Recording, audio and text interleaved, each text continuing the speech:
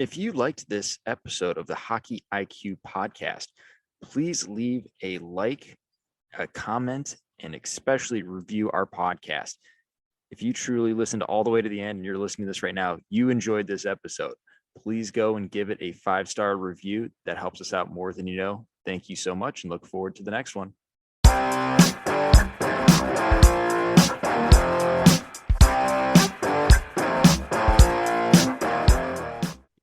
Welcome back to the Hockey IQ podcast. We are on part 2 of a 2-part series, talking with Brian Slugocki, coach extraordinaire. We just finished up talking about player development via coach development. So we're talking a lot about coaching and coaching development, some epiphanies, things like that. And we've morphed into, okay, maybe what does it look like from the player side? I'll let everyone go back, listen to that, and you'll be able to bridge off where we are now. And you know, where we kind of left off, Brian, was just like, why are the kids out here playing hockey in the first place? Like, what's the point? Like from a coach development, like how can we better coach these kids? Like I'm going to tell everyone listening to this, like go back and listen to the Michael Toplitsky episode.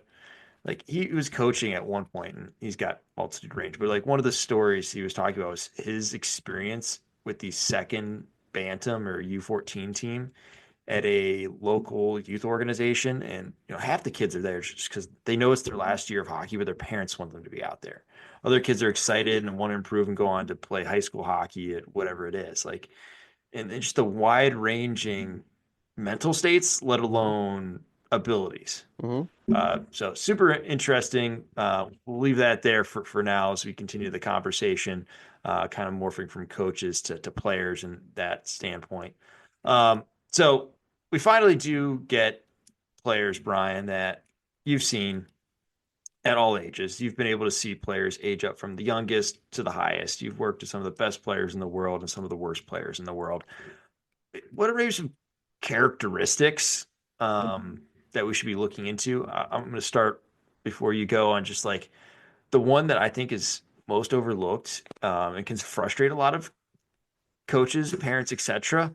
Is stubbornness. Like I've never met a decent hockey player who doesn't have an episode of stubbornness within them. Like it's just like a personality trait that is within them, sometimes stronger than others, and depending on how do you harness that stubbornness. I think that the most useful is like I can do this, I can get this, like, but also not overdoing it too much in how you learn. But like stubbornness for me is something I've always noticed with players of all, like the top players at whatever age group is, there's an element of stubbornness within them. Yeah, I mean, to stay on that, absolutely. I mean, and just to quickly add, like, it's so like it can be a double-edged sword. For some kids, I've seen this stubbornness, it drives them to get better. They have that like drive for perfection. But then if they don't realize that there's no such thing as perfection, I've seen kids then on the tail end of that become you can't work with them for 30 minutes. They break down, they get very frustrated if they cannot achieve some perceived like I should be going bar down every shot. I should be going bar down every shot. Like sometimes being too stubborn and not being able to move on from something, like it can be a real detriment to like a session. But yes, in general, I think the players who are they're not satisfied with the way something feels, or they feel like I could do that better. And there's sometimes an unwillingness to like within reason move on from something. Like, hey, I want something I talk about a lot is like this one more rep mentality, and one more is I I use it as kind of like a test to see what the mindset of a player is, but I'll say they've just done 6 to 10 reps of some skill or whatever, and they're coming to me, and after we talk for a second, and we probably could move on to another drill or another sequence, I'll be like, "Do you want to do one more?"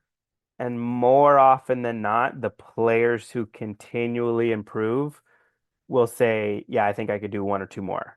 And it's not every time. This is not like a law of the universe, but just those players who are like, "Yeah, I want to do this again. I want to get better at it. I know there's something there that this is a next thing we'll get into is there's a curiosity, but there's a real stubbornness that, I cannot move on until I get this feeling better. It's almost a small annoyance, but not to the point of paranoia of sorts. Yeah, Not the right word, but you guys yeah, get the idea. yeah. Um, that next one I think is key. Um, just before I go off stubbornness, I guess maybe just like maybe this will just morph into is just like a level of demanding. So like the stubbornness is more of a demandingness of sorts. Hmm. Whether of themselves, their teammates, whatever. Obviously, any of these characteristics can be taken wrong or way right, depending on Yep. how do you harness and use them. But like they want things to be well, but it's not just themselves. Like it is themselves, hardcore, yes, but also it's of the surroundings as well. Like I think back to Sidney Crosby. I think it was like his rookie year, like early on. Like he was just so mad at practice because players around him weren't going their absolute hardest. Like he Hmm. wasn't getting their best rep. It's Hmm. like he was very demanding of everyone giving him their best shot. So like that was one level of demanding. I know you've seen more. No, I mean, I think that, you hear stories about Kobe and Mike and Jordan and, other players like McKinnon is the same way of like, you are only going to get better when you play with people who have that sort of intention and mindset. Um, that's not to say that there's not times to, not have that kind of killer mindset, but I think those players, they want to be in an environment when they're constantly being appropriately challenged. And good players they're not afraid to challenge themselves in those ways and be willing to look silly or look, to get beat or whatever, versus some players who are not willing to challenge things that they're already good at because again, I've used this, I mean, this was in previous talk, but I really think there's a lot of ego that goes into it. Some players are so attached to, I am this type of player, I've got this type of shot that I can't add to my game because that for a brief moment I might be in this zone of looking bad. I might look bad in front of my peers. I might be vulnerable. I might, not score as much for a little bit. So I think great players, great athletes in general are always looking for what's the next challenge? How can I test myself? Because I want to see what I can become. I want to see where I can take my skills. I want to see like it's an expanding of themselves and their abilities and not like not necessarily a narrowing. Trying to find limits. Yeah, and you're constantly testing them. Like I can do this harder, I can cut more, I can fake a little bit. Oh, I could add a shoulder fake here, even though you already just did five other things with it. Oh, I could, I should be able to catch this on my backhand without, it bobbling. Like there's all these sometimes the goal is like I didn't even think that was possible. Like I didn't think you could do a soft catch without it wobbling and put and shoot it in 0.2 seconds. So sometimes there's like those external metrics which are like I think I can get there. And again, that stubbornness of like, oh, I'm gonna keep trying. I'm gonna keep trying. I'm gonna keep like I know I can get it.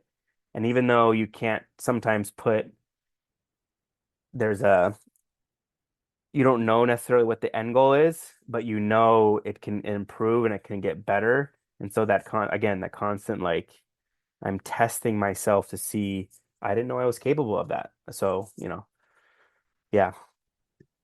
So we'll call that third one seeking a challenge. Like they have a desire to seek the challenge. The other one is more demanding of themselves, others, or Hmm. even like demanding of the coach's attention. Everyone, Yeah.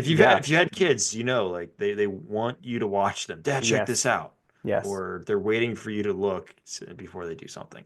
Yes. I mean, thank you for that reminder. I was going to talk about that is a lot of the kids I've noticed at 9, 10, 11 years old, 14, again, all the way up to NHL players, they will specifically go to you after practice, during practice, watch am I doing this right? How can I get this better? They will grab your attention and specifically say, like, how can I get better? Like, watch me this next, what am I doing wrong? Like, I've noticed that even so, I would film every session, and these two players, and now they're playing at NCAA and major junior. I mean, they're also very skilled. They've got a lot of characteristics, but they were always the first ones who were asking for the video immediately after the session. They would take the iPad when it was filming other kids, and sometimes like stop and record and see what their last rep was. And so they're like very much like, coach, I need, they're not afraid to grab a coach's attention versus like some coach or some players will just go through a practice, and if the coach gives me feedback, great. If they don't, great, doesn't really matter. But like those players who keep just getting a little bit better, they demand it. They, hey, watch me do this. Am I doing it right? Big thing. I would say the other bit for me is sometimes the players like they want to be told what they should do in a situation when they're demanding that kind of level of attention. Um, I, I have my thoughts on this. Let's hear it. With getting out of your own way of sorts. Like a player is like, how should I make the turn here? They want you to be like, I need to put my weight here and my arm there, and then put where's my head placed?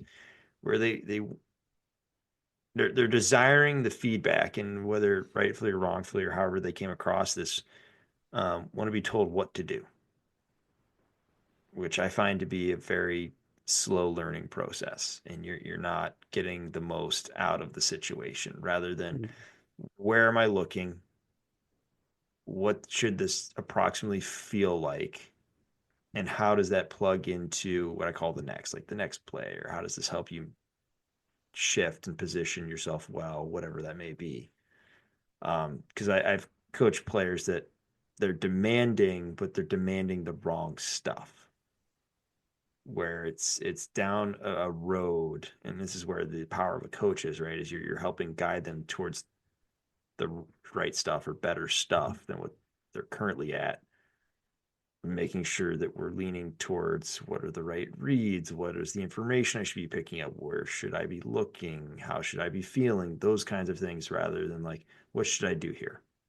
And then it's super easy from a coach's standpoint to tell them all of these things. Yeah. And this is one of the challenges I've given to my staff in the past, and something I kind of continuously talk about with our coaches. And it's something I do way too much, and try to do almost none. I go to the Ron Swanson, the best witness is a hostile witness, so I'll answer every question with a question. So just the idea of not giving the answer at least right away. So what do you think? The classic example, or what could you have done there? Well, he's doing this, so what might that mean?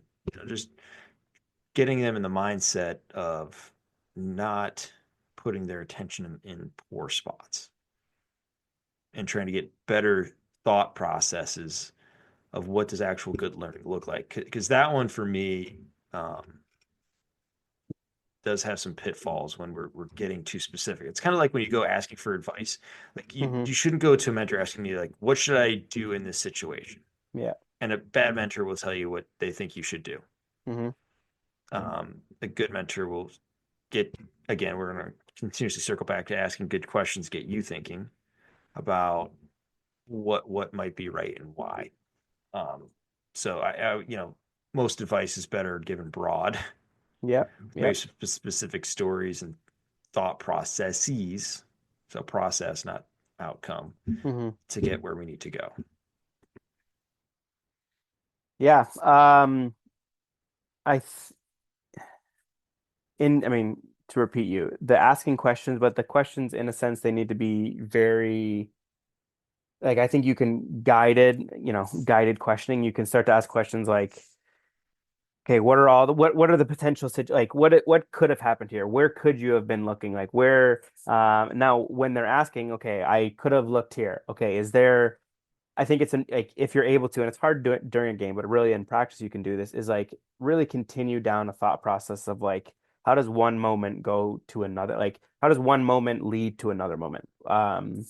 Maybe this is related, but like I've noticed in the past some younger players or some inexperienced players, they really struggle with how fast the game transitions and they don't understand their roles from one game moment to another. Like we were just back checking, now we stole the puck and now we're in a neutral zone regroup, but they don't understand how quickly that happens and the cues that kind of like show that like a transition is happening. And so if you can help a player understand, like, okay, you were on a back check, what were you looking for? I was looking for, to back check a player, not the puck, or whatever your system is. Okay, what is most likely? What do you think is going to happen if Johnny steals the puck? Like starting to ask questions where you're like, what could happen next? What could happen next? Helping them go from one moment to the next moment, from offense, defense, transition, and starting to build a better like game model because a lot of players I don't think they really understand like the whole what we're actually trying to accomplish on offense or defense beyond just like a tactics thing, like principles, what are we trying to accomplish? And so I think if you can start to ask them questions in that guided way, that can help.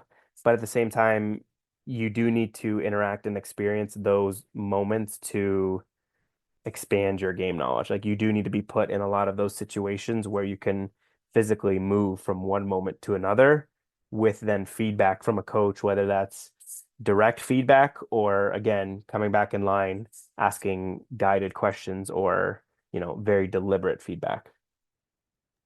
Yeah, or if from a player's perspective, like also like asking questions about, hey, what should I be thinking about here? Or like, what did you see, coach? Like there's the knowledge of the game and knowledge in the game. Like you can see so much, but you only see it from one angle and they see it from above, and maybe they Mm-hmm. can guide and help guide the attention or where the eye should be, or help you on your thought processes, which may not be that great yet. Probably not, if you're Yep. a player still. Yeah. Maybe we got a 37-year-old NHL player listening to this, it'll be different. But for the most part, we're all in the source of becoming, especially I think the research shows like especially before age 26, like your brain's really going through some changes. Mm-hmm. Not even close to being formed, especially as we're looking at youth hockey. So just trying to figure out how can I think better, how can I process the game better. Those kinds of things I think would be super important to try to figure out from a player perspective. Just assume that you're an idiot, Mm-hmm. and what would an idiot do to Uh, become not an idiot?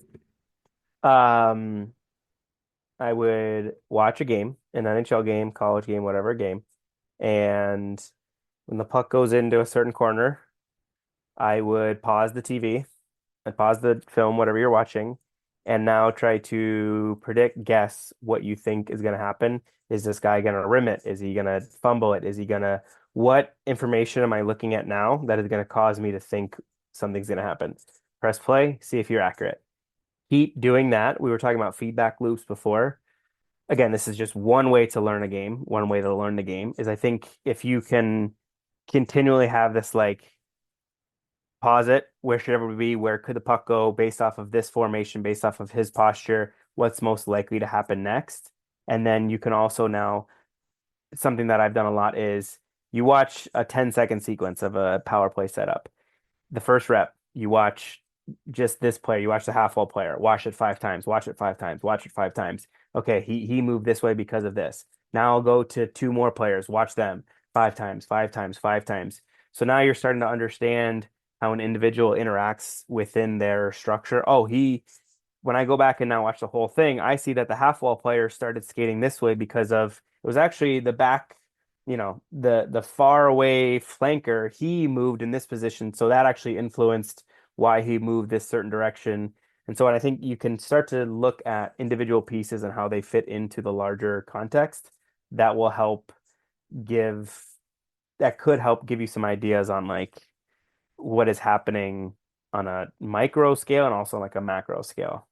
That would be one way I'd probably attack it.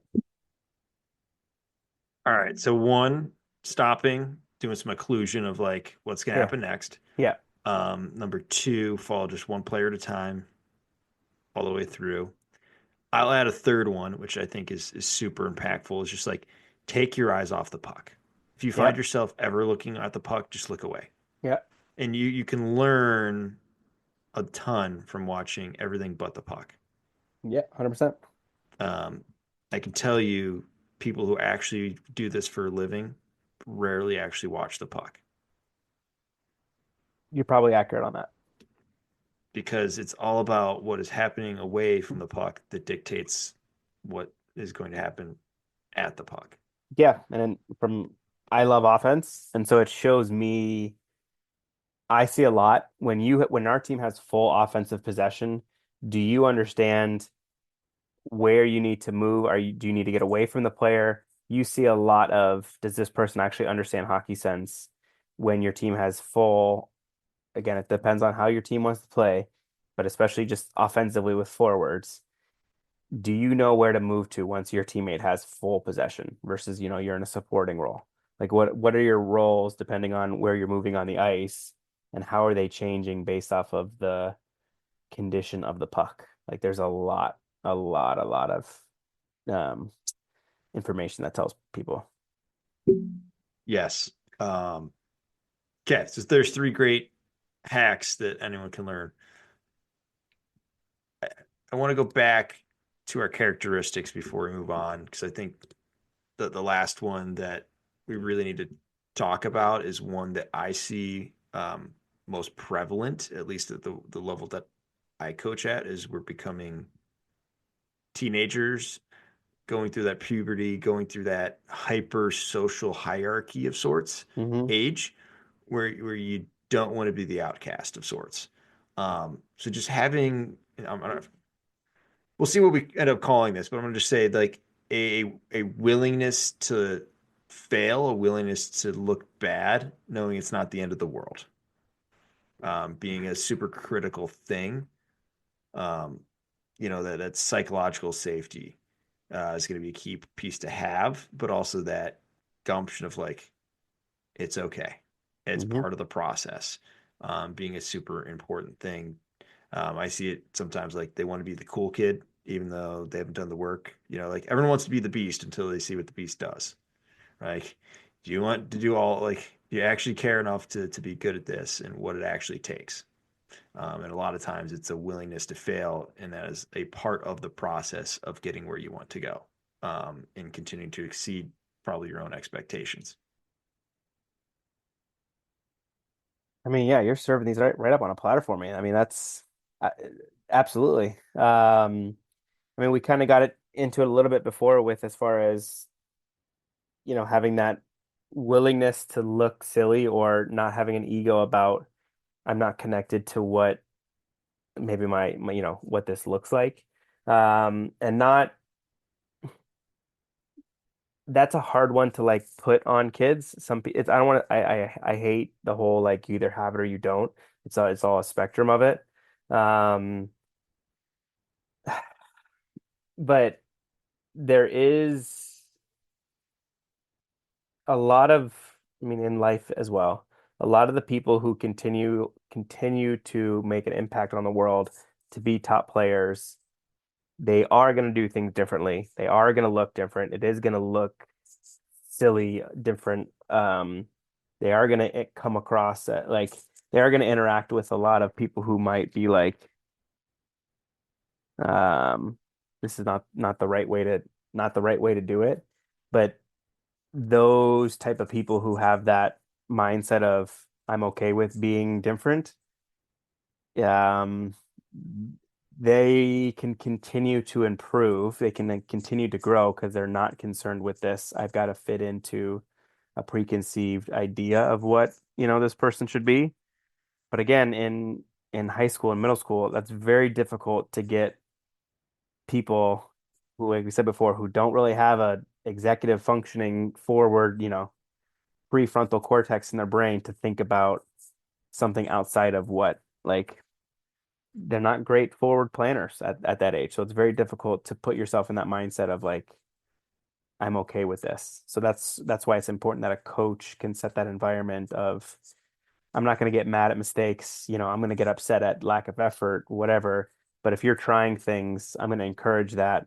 And you should feel safe enough. You should feel comfortable enough to experiment and play around, which maybe we'll get into next. We'll call it, yeah, we don't even call it anything. We don't even put a label on it. Just have a willingness to trust the process, willingness to fail, willingness to make mistakes, knowing that is a normal, appropriate thing. Hmm. We don't want to just get into the habit, though, of making the same mistake over and over again. That's insanity. Hmm. We need to know it's part of the process. We're reflecting and learning from it. To the next point that you just made there, of like, there's a bit of deliberate play, a little bit of deliberate practice, and a difference between the two. And we'll call it the messing around Yep. stage. I'll let you take it from there. Yeah, this is one of my favorite like stages of learning or moments of learning is, and I tell the older players that I work with is to get to a state of deliberate fucking around, deliberate playing. Um, but it's a state where there's non-judgment about what you're doing, and there's no like, so deliberate practice, to contrast it, is deliberate practice is there's a very clear outcome we're looking for. It's very structured. There's a lot of feedback. There's a lot of like stops and starts. It's a very slow, it can be a very slow and deliberate, thing.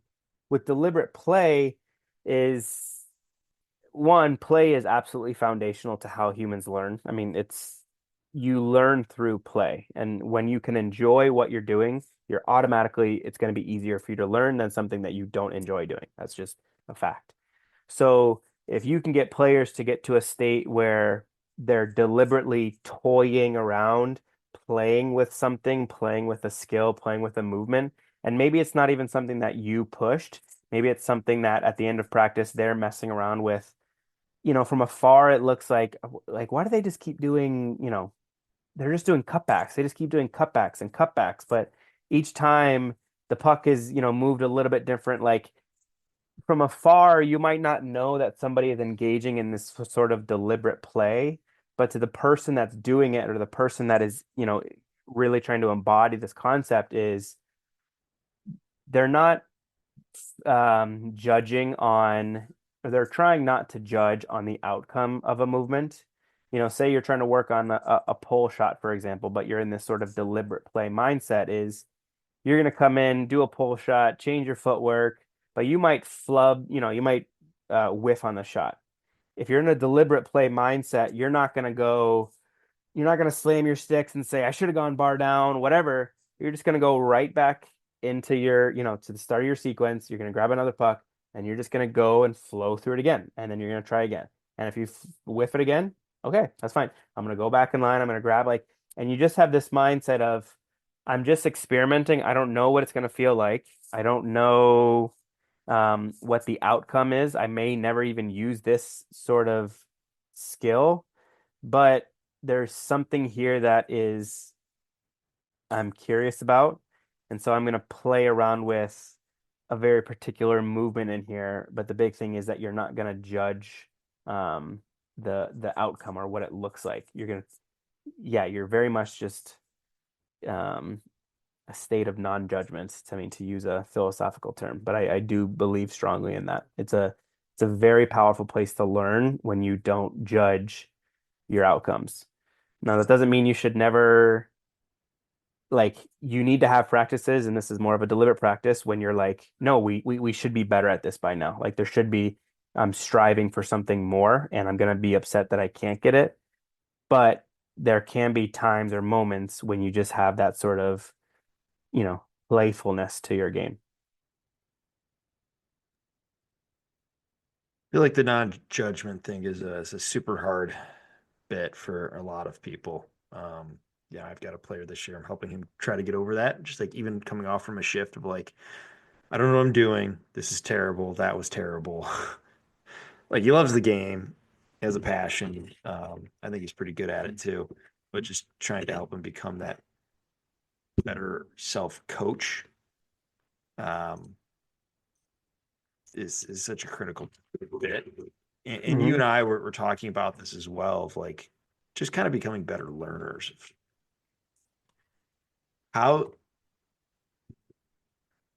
and this is maybe not, I don't know if it's characteristic trait or where you put it, what bucket, but just like accurate self assessment is a massive accelerator of growth that it cannot be understated. Its importance. Like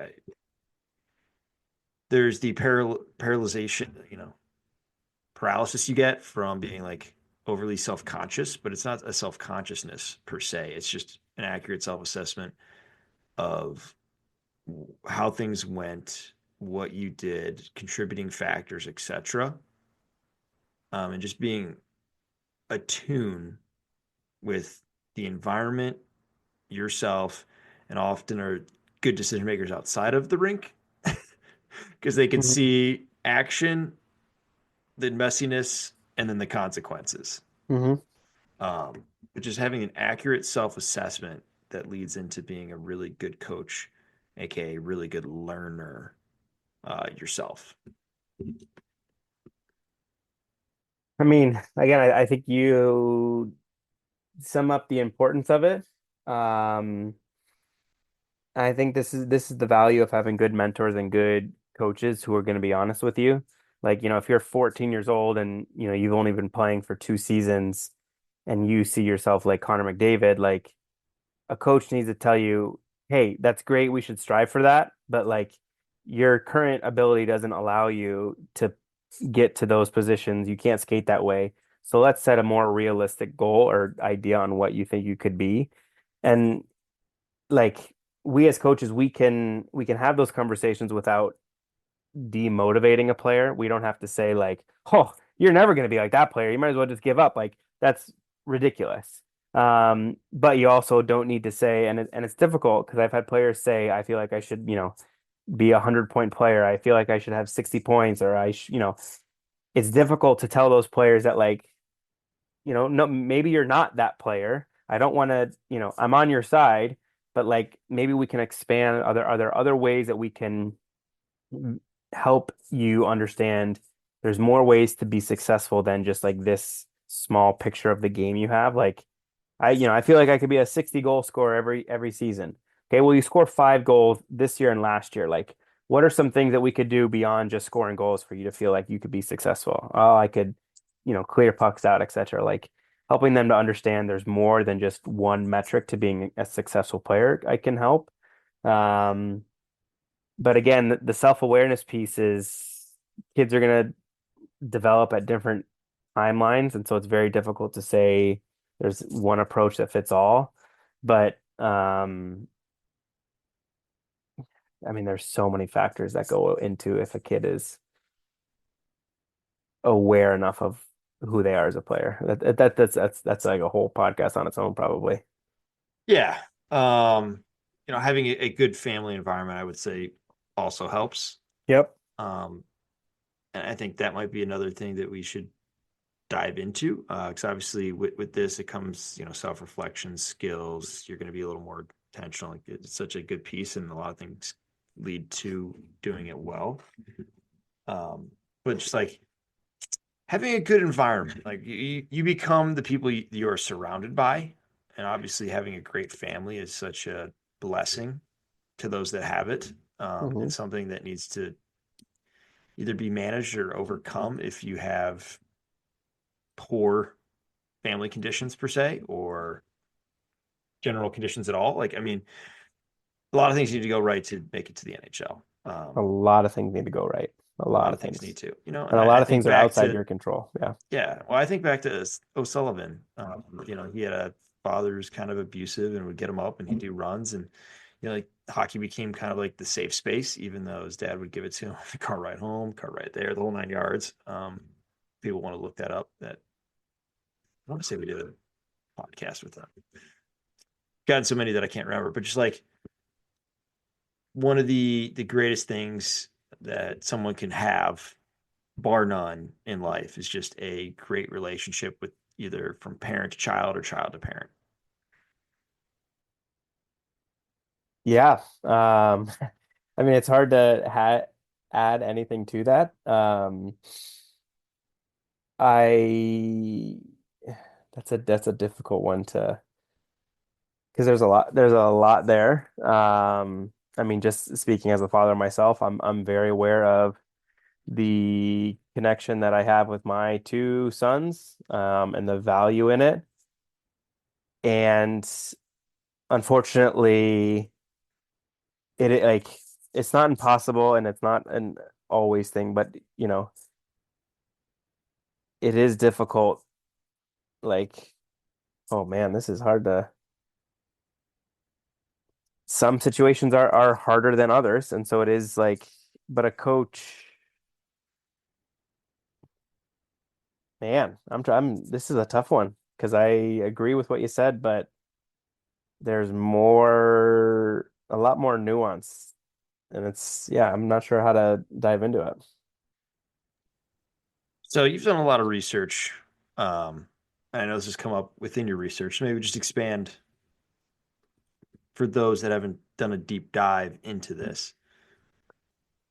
Um, yeah, I mean, so just as a there's a huge, I guess you would say correlation, and I want to be like, there's a big factor in how attached the secure attachment, with your kids to your parents that you have. And not to say that it's the end all be all, but if you have a positively secured, safe attachment with your parents, like the outcome for your kids is potentially higher than it is if you don't have a strong attachment with your families. Now that's not to say that like if you don't have a good attachment, you're just doomed at life. Like that's not at all like what I'm saying. But there can be challenges, and as coaches, it's important that we understand that like again, what is this player coming to practice? Like, who is this person that's showing up at this ice rink today? Like we see them 3 hours a day, but like is this their only place to be attached and not feel threatened?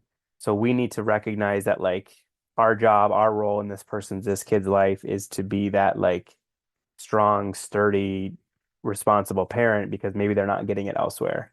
Um,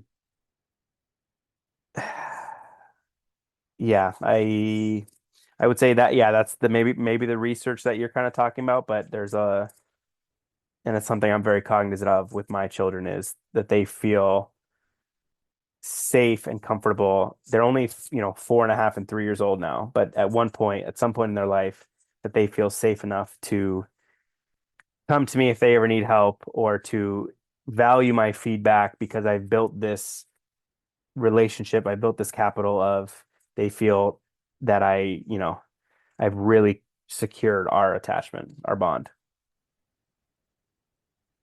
I'll start with maybe more broad, and then we get a little more personal. Just like trying to figure out the dynamics of what is that player currently getting, and do they need some? Like some players, they've got everything. Like they're fantastic. You're adding very little on that standpoint. Hmm. Others may need a lot more of that, because they may not be getting much of it, Yeah, or sorry, go ahead. or just might be slightly misguided. Like every parent wants the best for their kid. Some are better at doing this than others. And you do not need much of a brain cell to find yourself in this relationship, but it does take work.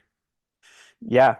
Um, that reminds me a few years ago, I was coaching a player who, um, the dad, we was 11, yeah, 11 years old. The dad, called me one day and was like, "Hey, we've really been having a lot of issues at home with our kid. Like, he's been acting up at school. He's been talking back to his mom, like all these things. So like we really need you um to like kind of lay the hammer on him. Like, he really respects you and like you need to like scare him to death kind of a thing. Like he needs to get in shape, act in whatever.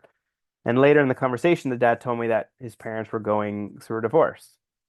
And I told the dad that, okay, I'll meet with the kid, like I'll, talk to him, see what's going on. And so I meet with the kid with my assistant coach there.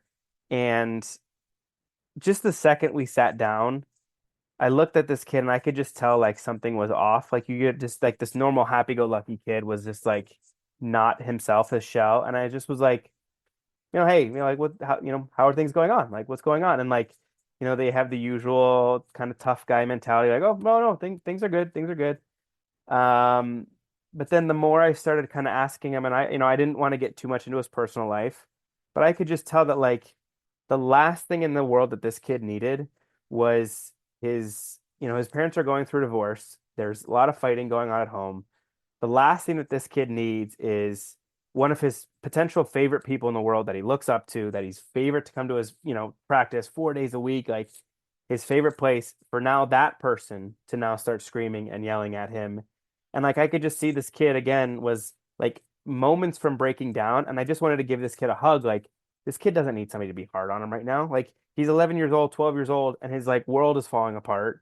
And so my job is to just like, I'm here for you. Like I'm being you need somebody who's just going to be your biggest cheerleader. And it's it was a really like it helped me again whenever I interacted with him. Yes, I'm still going to give him feedback, but I can also now say like, "Hey, I got you. I'm here for you. Let me know if something's going on." I can tell my assistant coaches like, "Hey, every time you see this kid, give him a fist bump. Pump him up. Say this was unreal. Like really like let when this kid comes to practice is the best hour and a half of his like week because unfortunately when he goes back home, it's chaos. So like let's give this kid like a great experience learning environment.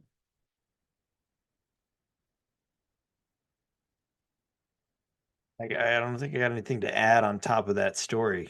Um, I've had the opposite where I've had to basically tell kids that they need to tell their parents someday to pound sand and like you've got to be your own man. Which wasn't something that I had on my bingo card ever in my coaching career, but something I felt very convicted about doing. Hmm. Just because if I didn't do it, who knows if anyone else would. Yeah. It's just from a clean consciousness about it, and just understanding, like you said in our episode one, of like just because say McDavid's the best player in the world doesn't mean he's not also a human being with thoughts, feelings, emotions, problems, issues. Like Hmm. everyone's got that battle going on, and what's the thing that you need? Um, Something that I don't know where I saw it or who I heard it from, but has always stuck with me is like something to try to go towards, which is only raise your voice in encouragement. Because one that's probably stuck with me because I was someone who like you yelled at me like it was completely meaningless. Like you're Hmm. not getting whatever you want. Like I'm not saying I'm shutting down, but it was like this is probably more of a you problem than a me problem at this point, Hmm. rightfully or wrongfully through my youth angst um, and maturity. But just trying to get to the fact of like raise your voice and encouragement, like celebrate the good. Like people change usually when they're getting rewarded with something, Yep. not the opposite. Or if they are the opposite, it's not from a healthy place. Absolutely. So Jeff Daniels, famous actor, everyone's favorite Dumb and Dumber, um, also was in Glory. Fun fact: one of his Hmm. early roles, which covered Civil War, Battle of Antietam, etc. Hmm. Quite awesome for you history nerds out there. Um, he was a hockey dad, and he came across a situation like he called like his proudest moment, which is the fact that he has a relationship with his sons now that they're adults. And he attributed that all the way back to the car rides to and from the ice rink, talking about anything other than hockey, Hmm. which I absolutely love. So if anyone wants to look that up, we have that on the Hockey IQ newsletter. You can just easily search Jeff Daniels in the search bar there. I know it's been placed out there in the internet a few times. I just know that one's very easy to find. the exact one we're talking about here. So I think as a parent who would love his son to play hockey, it could be the end of the world if that's not what he wants. But similar to you, Brian, I just want him to enjoy what he's doing, Yep. um, and learn some life lessons through it. If it's hockey, that would be an extra bonus because that's what Dad's doing this weekend. Yep. Now, to steal the John O'Sullivan quote from, Changing the Game Project, and I tell my parents this, like, when they get in the car, and I say it to my kids all the time, like, they're starting sports, is I love watching you play. Like, and I really do. Like, I love when my kids are now getting it and like they're having fun and they're like, granted, my kids are young. They're 3 and 4.5, but just getting in this thing of just like, I just love watching you have fun. I love watching you listen to your coach. I like, you know, yeah, there's easy things that you can say as a parent that don't involve how'd you miss that breakaway today? Like, because which crazy to say, but youth hockey, I was coaching at 10 and 11-year-olds, and their youth hockey career was more than halfway done, which is crazy to say at 10 years old. And like, that's not to say that like whatever, but it's really important that you realize that like youth sports is a very, very, very short window. And you can do damage in a car or as a parent that can really affect your relationship for a very long time. And you should appreciate and value and yeah, the small window of time you have to watch your kids play sports. Attitude of gratitude, baby. Yeah. Live it every day in many shapes and forms. Go a long way. But I think we should cap the player development before we start diving into the technical stuff, which we can do next time, which will open up a wormhole forever and ever. But as always, Brian, thanks for coming on. I think this will be a great two-part series for people to dive into. Hopefully, spark a few questions and thoughts that they take back, ponder, Yeah. hopefully work through with maybe some mentors, etc., and come back a little bit better than when they found this podcast in the first place. It's a great way to sign off. I can endorse that message.